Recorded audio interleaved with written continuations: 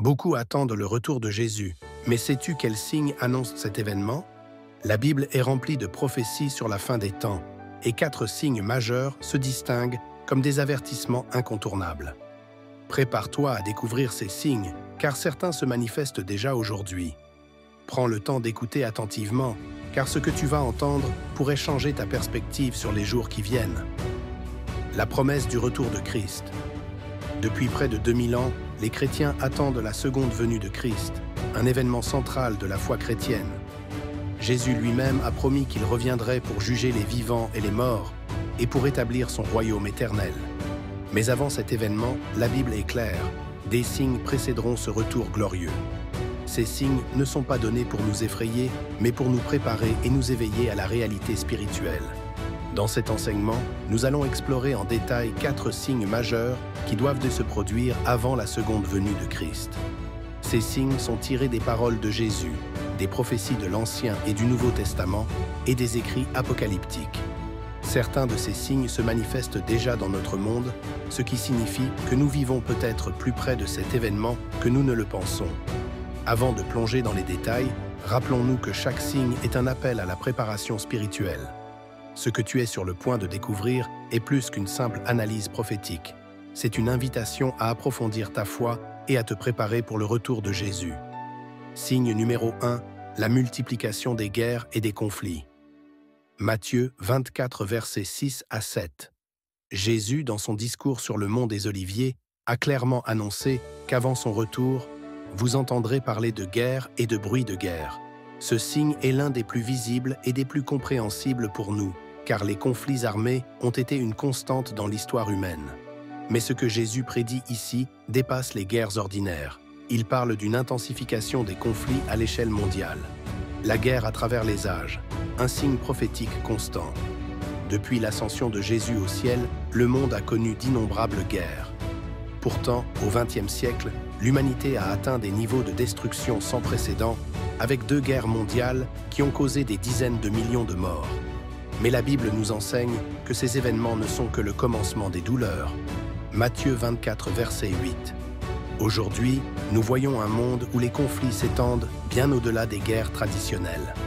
Nous sommes témoins de guerres civiles, de conflits religieux, d'insurrections ethniques et de tensions géopolitiques qui menacent constamment la paix mondiale.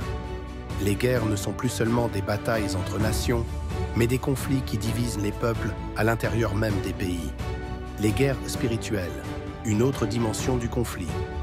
Au-delà des guerres visibles, la Bible nous enseigne qu'il existe également des guerres spirituelles. L'apôtre Paul nous rappelle dans Éphésiens 6, verset 12, que nous n'avons pas à lutter contre la chair et le sang, mais contre les puissances spirituelles de ce monde de ténèbres. Les conflits physiques que nous voyons autour de nous ne sont souvent que la manifestation d'une guerre plus profonde, entre les forces du bien et du mal. Avec l'intensification des guerres physiques et spirituelles, le monde entier semble être en état de tension constante. Mais Jésus nous rappelle de ne pas nous laisser troubler. Ces guerres doivent arriver avant son retour, mais elles ne sont pas la fin en elles-mêmes. Ce signe est un avertissement pour nous préparer, car plus les conflits augmentent, plus son retour est proche. Signe numéro 2, la persécution des croyants. Matthieu 24, versets 9 à 10. Le deuxième signe que Jésus annonce est la persécution de ses disciples. On vous livrera au tourment et l'on vous fera mourir. Et vous serez haïs de toutes les nations à cause de mon nom. Matthieu 24, verset 9. Ce signe est particulièrement frappant car il parle d'une hostilité croissante envers ceux qui suivent Jésus. Les persécutions au fil des siècles. Depuis le début de l'Église, les chrétiens ont fait face à la persécution. Les premiers disciples de Jésus ont été emprisonnés, battus et même tués pour leur foi. Les empereurs romains ont déclenché de violentes persécutions contre les chrétiens, les accusant de toutes sortes de crimes, y compris l'incendie de Rome. Mais les persécutions ne se sont pas arrêtées là. Aujourd'hui, dans de nombreuses régions du monde, les chrétiens continuent de souffrir pour leur foi. Des millions de croyants sont persécutés dans des pays où le christianisme est illégal ou réprimé. Dans certains endroits, les chrétiens risquent la mort pour simplement posséder une Bible ou assister à une réunion clandestine. Mais Jésus avait déjà prévenu que ce serait ainsi avant son retour. En fait, il nous avertit que ces persécutions s'intensifieront. Ce qui est prophétisé ici, c'est une persécution globale. où les croyants seront haïs non pas seulement dans certaines régions, mais par toutes les nations. Cela signifie que la haine envers les disciples de Christ sera universelle. Pourquoi la persécution? Une purification de la foi. Les persécutions sont souvent difficiles à comprendre. Pourquoi Dieu permettrait-il à ses enfants de souffrir? Pourtant, la Bible nous enseigne que la persécution est un moyen de purifier la foi et de tester l'engagement des croyants. Comme l'apôtre Pierre l'écrit, « Bien-aimés, ne soyez pas surpris de la fournaise qui est au milieu de vous pour vous éprouver, comme s'il vous arrivait quelque chose d'étrange. » 1 Pierre 4, verset 12. La persécution révèle la fidélité des croyants et expose ceux dont la foi est superficielle. Dans les temps de persécution, beaucoup abandonneront la foi par peur ou par compromis, mais ceux qui persévèrent jusqu'à la fin seront sauvés. Matthieu 24, verset 13. Signe de 43, l'augmentation de l'iniquité et le refroidissement de l'amour. Matthieu 24, verset 12. Un autre signe majeur de la seconde venue de Christ est la montée de l'iniquité dans le monde. Jésus déclare « Et parce que l'iniquité se sera accrue, l'amour du plus grand nombre se refroidira. » Matthieu 24, verset 12. Cela signifie que le mal et la corruption vont s'intensifier à un point tel que cela affectera profondément la manière dont les gens se comportent les uns envers les autres. L'augmentation de l'iniquité. Un monde de plus en plus corrompu. Regarde autour de toi et tu verras que ce signe est déjà bien avancé. Nous vivons dans un monde où l'immoralité est célébrée, où le péché est normalisé et où le bien est souvent perçu comme mal.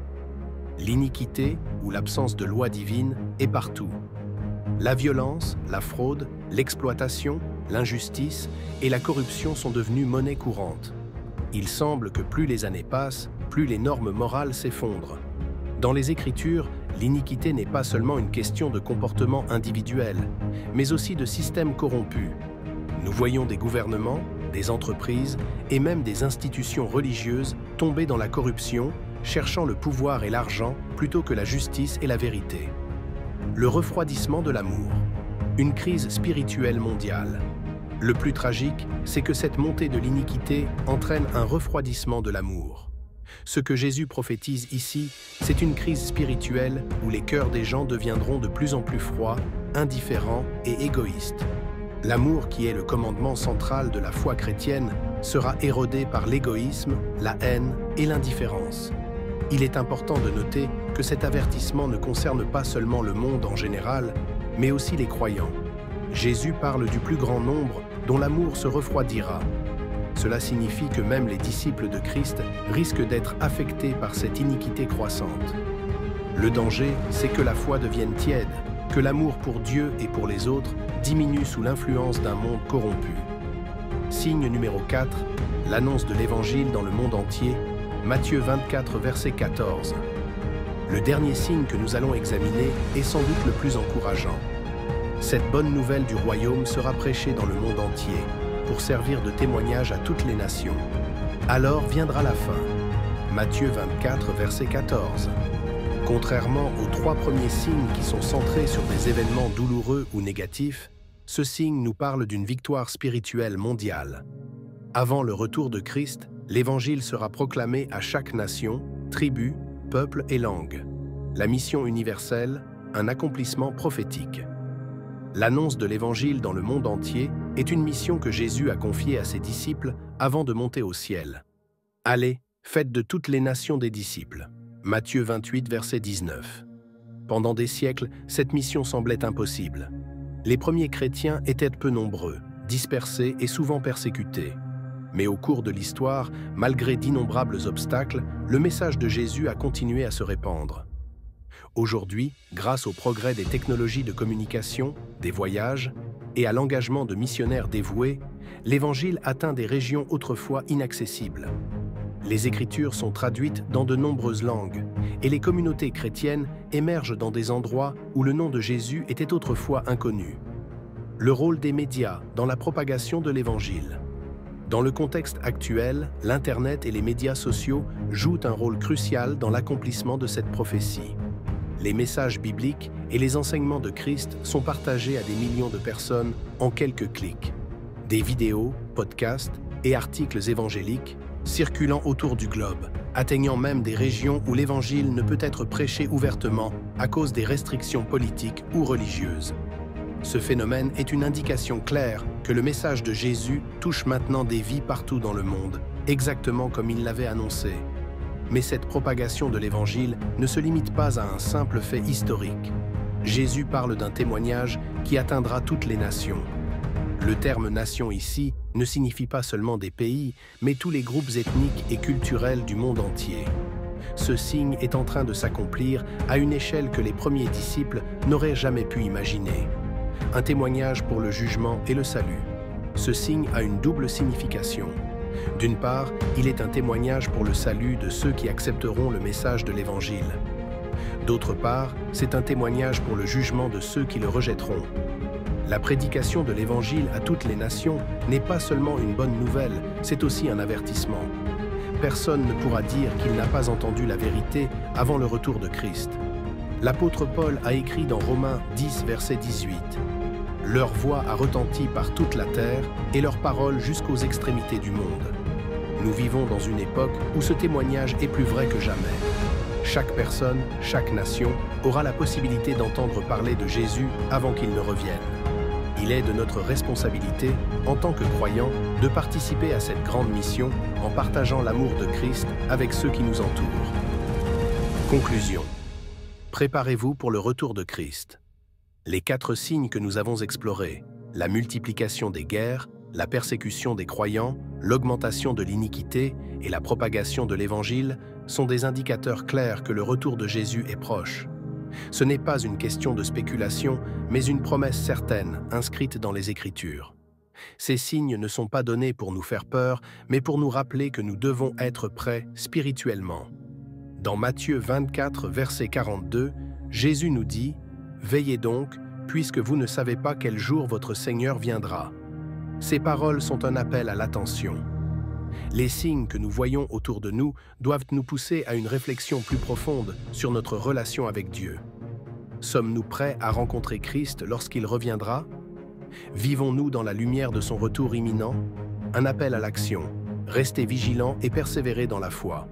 Le temps de l'attente n'est pas un temps de passivité, mais de vigilance active. L'Église doit rester éveillée, persévérante dans la prière, l'amour et l'annonce de l'Évangile. Jésus nous a avertis que beaucoup se détourneront de la foi à cause des tribulations à venir. Mais ceux qui tiendront bon jusqu'à la fin seront sauvés. Ces signes sont aussi un encouragement pour nous. Ils nous rappellent que malgré les souffrances et les injustices de ce monde, l'histoire n'est pas sans but ni direction. Dieu est aux commandes et son plan se déroule parfaitement. Chaque guerre, chaque persécution, chaque acte de corruption que nous voyons n'est qu'une étape sur le chemin du triomphe final de Christ. Soyez prêts, le retour de Jésus est imminent. Personne ne connaît le jour ni l'heure de la seconde venue de Christ, mais il est certain qu'il reviendra. Les signes sont là pour nous avertir, et c'est maintenant le temps de se préparer. Que ce soit par la prière, l'étude des Écritures, le partage de l'Évangile ou la persévérance dans la foi, nous devons être prêts à accueillir le Seigneur lorsqu'il reviendra. Alors, toi qui écoutes cet enseignement, pose-toi cette question. Si Jésus revenait aujourd'hui, serais-tu prêt à le rencontrer face à face? Les signes nous disent lorsque ce jour approche rapidement. Prépare ton cœur et que ta foi soit trouvée fidèle jusqu'à la fin.